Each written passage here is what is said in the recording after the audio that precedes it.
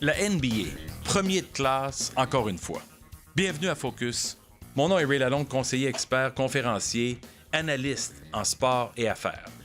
Je suis un grand passionné de sport, ça me fait plaisir de vous en parler à tous les jours. Voici Focus, mon podcast quotidien qui aborde les sujets d'importance dans le sport et dans l'actualité avec une perspective analytique. Et c'est parti. La NBA, leader de l'innovation dans le sport.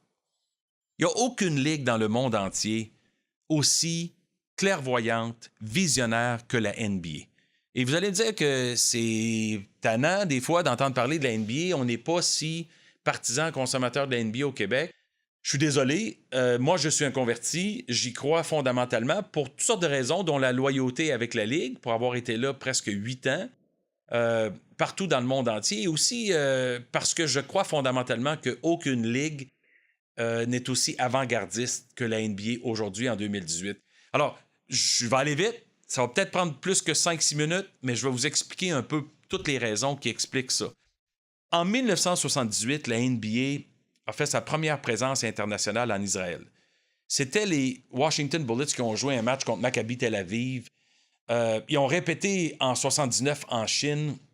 La raison pourquoi je vous parle de ça, c'est pour vous expliquer puis vous démontrer que ça fait effectivement plus de 40 ans que la NBA est dans le monde entier en train de faire des efforts de conversion pour populariser le basketball et la marque de la NBA. C'est en 84 que David Stern est arrivé. Ça a coïncidé avec l'arrivée de Michael Jordan dans la Ligue. Imaginez David Stern et Michael Jordan au même moment dans la NBA. Ça n'a pas été long que Michael Jordan s'est avéré comme étant la star de l'histoire. Et David Stern, dès cette même année-là, en 1984, il a mis en place un cap salarial. La NBA était la première ligue des 4 ligues. J'en parlais cette semaine au baseball qui n'avait toujours pas de cap salarial, puis ça causait toutes sortes de disparités, si on veut, entre les Yankees, les Red Sox et les autres. Bien, dans la NBA, un cap salarial depuis 84 parce que David Stern avait vu juste. Lui a compris que c'était important pour les propriétaires d'avoir une certitude des coûts, savoir comment on va dépenser d'année en année et savoir comment on va faire d'argent. C'est quand même à eux la business. Mais aussi pour les joueurs, pour assurer qu'il y avait un montant négocié qui allait être partagé parmi les joueurs. Donc, c'est ça le but d'un plafond salarial.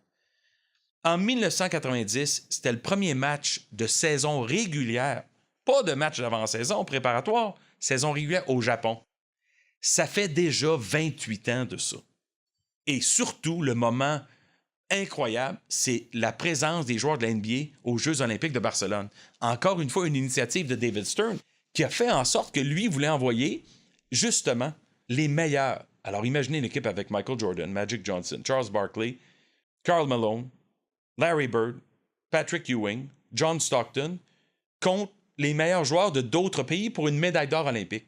Ben, c'était comme les Beatles, des rock stars qui visitent le monde entier.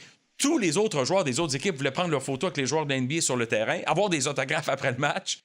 C'était comme, pour eux, c'était comme une espèce de rêve qui se réalisait de jouer sur le même terrain que Michael Jordan.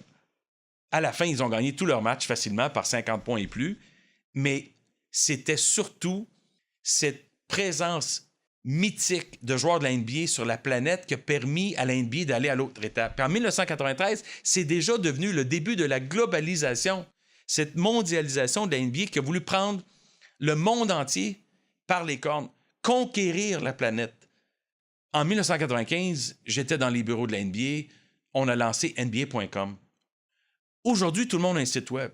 Mais le site web de la NBA à l'époque, c'était le plus créatif et le plus innovateur. Aujourd'hui, la NBA continue. Je saute là jusqu'en 2018 pour vous parler de ce que Adam Silver fait comme leader incontesté du sport mondial. 4 grandes innovations. C'est la force de la NBA. C'est d'être en avant de la parade, mener le monde. Les autres suivent. Et pourquoi je vous en parle? Parce qu'il y a encore une grosse annonce cette semaine, mais d'abord, parlons des académies. La NBA a mis en place des académies dans les pays sous-développés pour développer des joueurs de basketball, pour convertir les jeunes et les moins jeunes à la Ligue et au basketball. On parle de l'Afrique, sur le continent. On parle de l'Inde, de la Chine, des Philippines, du Mexique. Des académies pour aider les jeunes à se préparer éventuellement à une carrière de sportif dans le monde. Pensez aux publicités sur les chandails. C'est encore la NBA qui a été les premiers à le faire. En 2017, ça en va dans leur 2e année. Cette semaine, FedEx vient de signer avec les Grizzlies de Memphis. C'est 5, 10, 20 millions de dollars par année par équipe. On est encore loin des chiffres de Manchester United, Real Madrid, mais en Amérique du Nord, ça n'existait pas. Et la NBA a déjà donné le ton.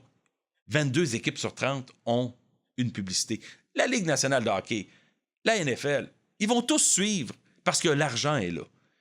NBA 2K League, la première pénétration officielle d'une ligue sportive dans le e-sport. Tout le monde louange la NBA sur la planète pour avoir été les premiers à investir dans des sous-divisions, des sous-marques, des équipes et des franchises légitimes et traditionnelles avec des jeunes gamers vidéo. Ils joueront jamais dans la NBA, sauf qu'ils vont tous jouer dans la NBA en participant à e-sport, une ligue où on remet des salaires aux joueurs, il y a des franchises qui s'achètent et on diffuse les matchs sur les streams vidéo. Et la plus récente innovation de la NBA, c'était le partenariat la semaine dernière annoncé avec MGM. Depuis que le gouvernement fédéral a annoncé qu'on pouvait miser sur les matchs sportifs, État par État, bien entendu, ça prend toutes sortes de votes et d'autorisations, mais c'est permis. La NBA est tout de suite en avance. Contrat de 3 ans avec MGM. MGM va développer la NBA dans leur hôtel, dans leur resort, dans leur casino et ainsi de suite. La NBA va être capable d'exploiter en recevant de l'argent et éventuellement en donnant le ton aux ligues sportives du monde entier de suivre ce courant-là où il y a des revenus potentiels de centaines de millions de dollars disponibles aux ligues sportives parce que c'est à eux qu'appartiennent les propriétés. Et pourquoi c'est tout important? C'est parce qu'il y a une pertinence avec la NBA dans le monde entier. Les gens du monde entier, les jeunes et les moins jeunes, consomment de façon moderne, technologique, sur les téléphones intelligents, et la NBA est toujours présente partout dans le monde. C'est facile, effectivement, de suivre une ligue avec des grandes vedettes, de James Harden, Kevin Durant, Steph Curry, Kawhi Leonard, et évidemment LeBron James. Mais la NBA s'est toujours mis en position d'être facile à aimer pour la population mondiale. Si un jour on a des ambitions d'avoir une équipe au Québec, ce qui serait une excellente nouvelle, il va falloir sortir le chéquier parce que ça va coûter cher. Puis deuxièmement, il va falloir qu'on commence à apporter plus d'intérêt, d'attention à la NBA, qu'on le consomme puis qu'on apprenne c'est quoi la NBA. Parce que la NBA est tellement en avance en termes de vision mondiale du sport. De loin, la ligue la plus visionnaire, la plus progressive sur la planète. Alors, on adore le hockey au Canada, mais il n'y a pas de raison qu'on ne peut pas apprendre en regardant aller la NBA et ce qu'elle fait dans le monde entier. Merci d'avoir été là. Vous étiez à l'écoute de Focus. Pour plus de contenu sur les affaires, la business du sport, visitez ma chaîne YouTube, ma page Facebook, la plateforme SoundCloud. Vous pouvez également me suivre sur Twitter @RealRayLalonde. Si vous avez aimé le podcast, merci de l'évaluer. Si vous avez des questions, des interrogations, n'hésitez pas à me contacter. Pour Focus, ici Ray Lalonde. À très bientôt.